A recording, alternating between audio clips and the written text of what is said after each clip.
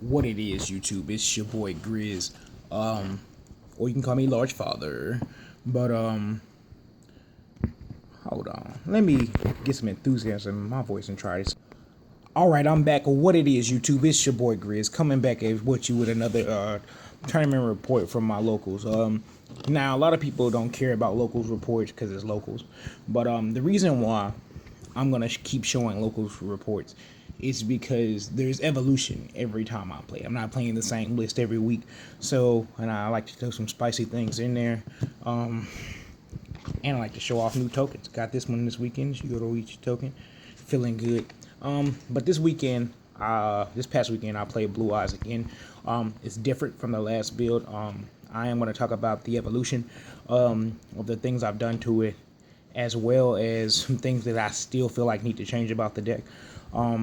So without further ado, let me go ahead and get into this profile and let y'all know what's up. 2 Sage. I really don't feel like I need 3. I feel like the way the deck's built, 2 Sage is more than enough. A lot of decks revolve around the Spirit Dragon build where they're trying to constantly make Spirit Dragon as quickly as possible. I really don't do that. 1 stone, because sometimes you need the Blue Eyes. And then 3 Sexy Stone, because it's the best one. Sets up so many plays. 2 copies of this guy. He actually helped me tremendously in the last round against Dark Magicians, believe it or not. Basically, just had to come through Ramrod on his back row. Alternatives are still really good, especially if you search them off the melodies. Otherwise, sometimes I just dump them with Dark Matter so I don't draw the extra copies and brick. 3 Blue Eyes, 2 Ghost, and 1 OG, because you gotta have them. Then I'm still playing the Dracunity engine. If you hadn't seen the video from last week, go ahead and check that out. I'll probably link it in the description below, or just click on my channel. It should be the next video down. And I added a layer for this week by playing the Alkalisk. The reason why is when I was playing against Monarchs, I didn't really have a lot of outs. I had a couple cards that let me get out. But Alkalisk and this guy, Legionnaire, it basically allows me to out any floodgate, including like Kokimiru Dracos and things like that. Basically, Alkalisk will follow. Legionnaire will equip the Alkalisk. Legionnaire's effect will send the Alkalisk to pop a monster. Then, on a separate chain, Alkalisk's effect will kick to pop another card on the field. So it's really good at getting stuff out, getting out of stuff. And then I play the 2 ducks because, you know, first turn Crystal Wing and some other stuff. I still play the 2 Arc Brave because I feel like it's really good.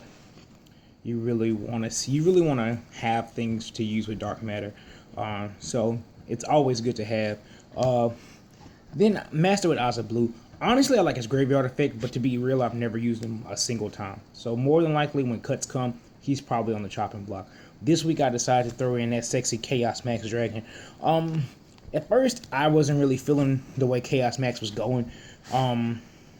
Simply because I'm like, you have to commit so many cards to it. But actually, it's really easy to get out.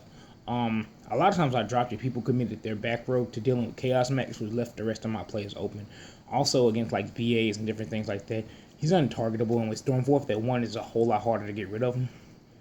Except for like a drowning or something. And then 2 Jews to search the ritual spells or whatever component I need. Chaos Max is searchable, so a lot of times you want the field spell. I'll probably cut the master and add the 3rd Jew in. But that's it for the monsters. The spell cards, to be real, there's a lot of them, but they don't change a whole lot. I'm thinking about a few cuts, but not many. You got the Resurrection, the best one right there with Return of the Dragon Lords. 2 Silver's Cry, and then you got the draw stuff. 3, you got the search stuff. 3, more draw stuff.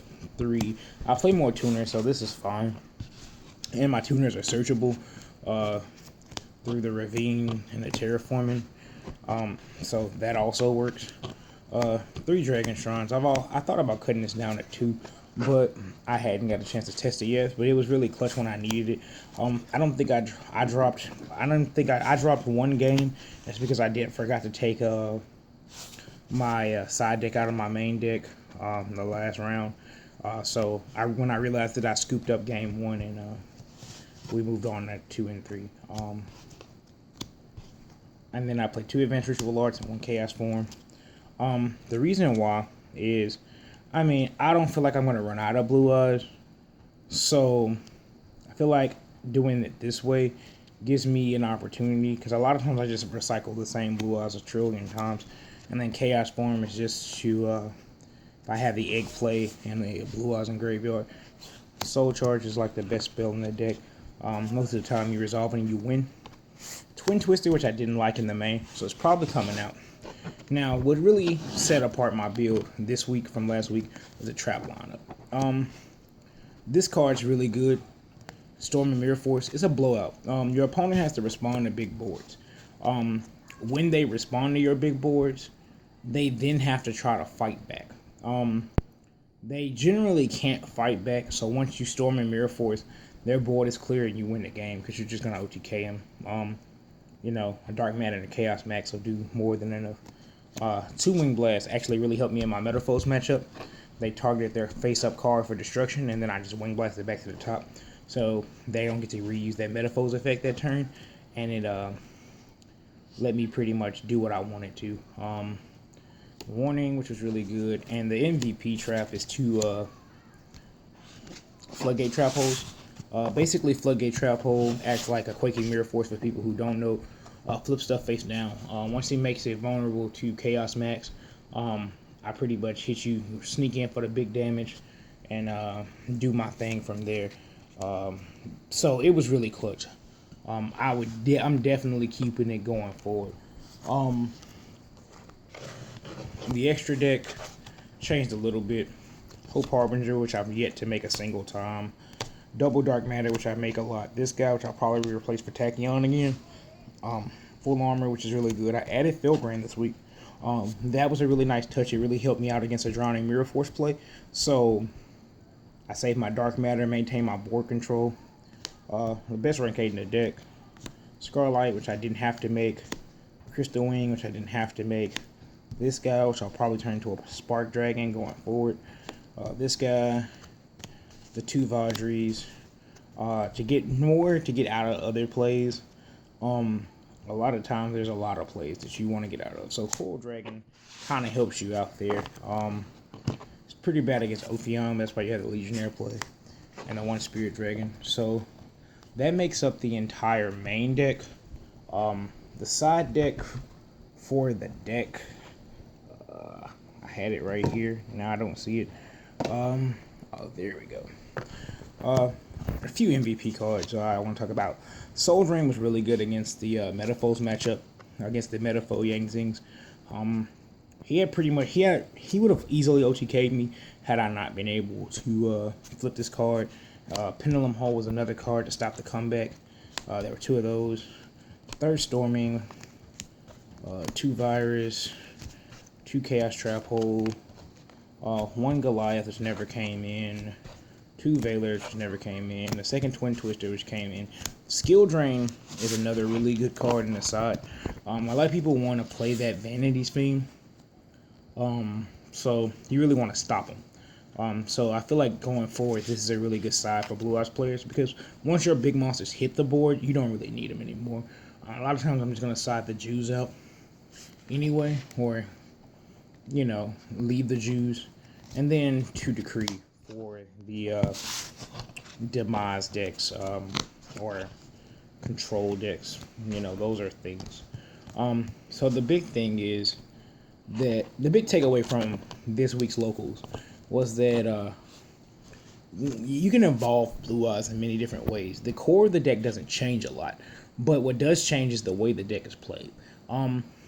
Like I said, just a few additions for a few trap cards. It's not like 20 or 30. They have really good utility. Helps you get out of a lot of situations, especially going first. I like to make a Dark Matter and set some back row and say let's go. A lot of times, a lot of decks can't fight 3K beaters consistently. One game, I had a Chaos Max and 2 Dark Matters on the field. My opponent had a Kaiju but couldn't do anything. So, the thing about this deck is that make Blue Eyes really versatile is the fact that there are a couple different variants, and each variant has its own strengths and weaknesses. Today I played 59 cards. If you guys didn't count, it was really good. Going forward, I'm going to change a few cards in the main deck. I probably won't bring another Blue Eyes tournament report to you unless I take it to regionals and top. Other than that, I'm really confident in the way this deck works. I'm going to keep tweaking it, making it better. Tell me what y'all think. As y'all can see, I'm in the lab right now.